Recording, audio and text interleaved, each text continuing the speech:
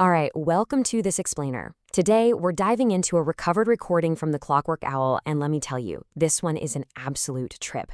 We're stepping right into a grim, dark fable, a completely surreal landscape where reality itself is literally in flux. What we're really looking at today is the convergence of a fractured will, split into three totally distinct paths.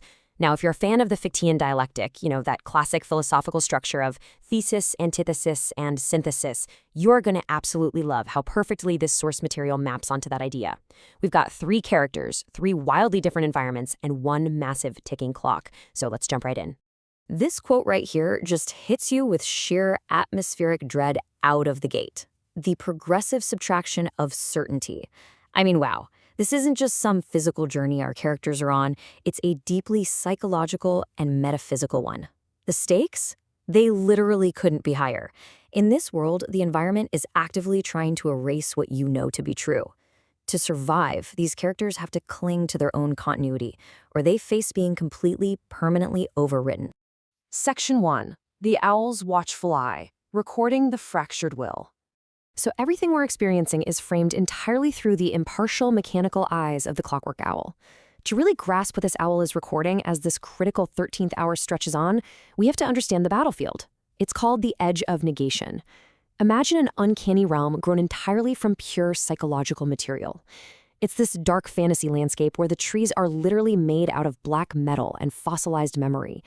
The leaves don't photosynthesize. They actually record canceled names. It's an incredibly hostile environment, an eerie place where the very concept of certainty is being actively eroded away.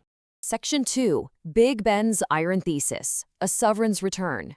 So in our Fichtean dialectic, Big Ben represents the thesis, just absolute, unapologetic control and order. He's walking through a changed Geneva with the proprietary, unquestioned calm of someone inspecting land they haven't seen in 75 years. He's moving from the Iron City edge right into this expanded mechanical garden that's characterized by these wild violet brass growths and pushing toward the residual pure land. All the while, he can sense this distant pressure from the underground fortress of the absolute zero flame. But here's the thing. He doesn't just want to walk through these zones. He's actively calculating exactly how to conquer them all and bring them under a single, rigid mechanical rule. But, as you'd expect, the environment isn't entirely submissive.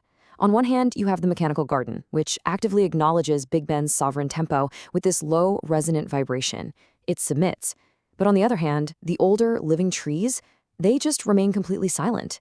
They represent what's called a soft error, a natural, organic imperfection that quietly resists his rigid mechanical control. It's a really profound contrast between natural resilience and forced mechanical compliance. Section 3, Sir Brain's Dark Antithesis, Navigating the Edge of Negation. Now, if Big Ben is the thesis of control, Sir Brain is our antithesis. He's facing the very real threat of total erasure in a realm far below ordinary geography that orders every single shadow beneath a dark star. To survive, he has to make this terrifyingly perilous ascent up a narrow black metal tower.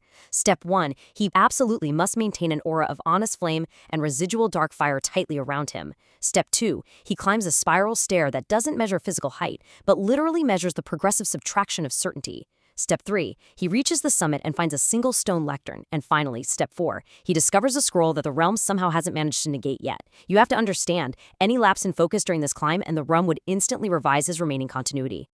Section 4, Applications of Alchemical Theory, Forbidden Ratios.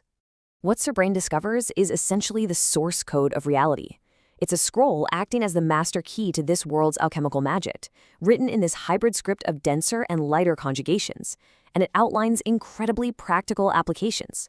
For residual cells, it gives the precise mathematical ratios needed to hold them in suspension. It dictates the exact temperature required for the honest flame and dark fire to actually co-occupy a vessel without destroying each other. And honestly, most importantly, it details a theoretical third state, a perfect equilibrium that's neither a full reversion to the past nor a permanent overwrite by the future. This is huge. Knowing full well that the environment around him is actively trying to erase this exact kind of information, Sir Brain does the only thing he can, a desperate act of preservation. He carefully reads and memorizes the hybrid script, literally securing the knowledge deep inside the compromised armor of his remaining self-image. He has to lock this away before the realm can wipe it from his mind entirely. It's a race against his own fading continuity.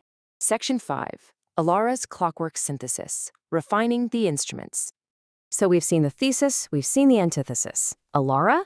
She represents the synthesis. While Big Ben is out claiming land and Sir Brain is desperately hoarding knowledge, Ilara is just building. She's in her quiet workshop, working while the ledger watch remains faintly synchronized with her honest pulse. Look at what she's making. Micro-escapements cut with deliberate soft errors, secondary balance wheels purposefully tuned to irregular intervals, and this incredibly fine filigree specifically designed to measure subtle shifts in residual dark fire. She's the solitary clocksmith, completely without an audience, just refining the very instruments that measure reality. And what drives her is just fascinating. Unlike Big Ben, who is relentlessly following a rigid, sovereign blueprint, Ilara is guided purely by curiosity. She doesn't have a master plan. She tests every single new addition against her bracelet and the residual warmth of her synthetic wood staff. She simply wants to see what these instruments will become when that denser tenure finally releases its claim. This right here captures the absolute essence of her synthesis. The uncertainty itself felt like a necessary soft air. Ilara doesn't actually know if her modifications are going to stabilize the honest flame or document the nanocell tide, or if they'll just act as highly accurate witnesses. She just fully embraces the unknown. For her, the flaw, the uncertainty, it's a feature, not a bug. Section 6. The 13th hour approaches. The convergence of 3 strands. And this brings us to where our Fichtean dialectic reaches its massive climax. The 13th hour isn't just a time on a clock. It's an inevitable, stretching interval that's forcing these 3 divergent paths to finally collide. As the minutes tick by, Big Ben is under the open sky, calculating his singular measure over the forest. Far below him, Sir Brain is desperately extracting those forbidden alchemical ratios to stave off total negation. And concurrently, Ilara is refining her instruments in absolute isolation. All of these actions are rushing headlong toward the exact same moment, minute 60, when the denser interval finally reaches its end. 3 strands, operating entirely independently. One is asserting absolute control. One is resisting complete erasure. And one is synthesizing instruments of observation. Yet they are all fundamentally bound together because ultimately they are the exact same fractured will, hurtling toward a singular impending climax. So, what does this all mean for us? That brings us to the ultimate question we have to ask ourselves as we wrap up this explainer. Which ledger will remain legible when the denser interval finally reaches its end?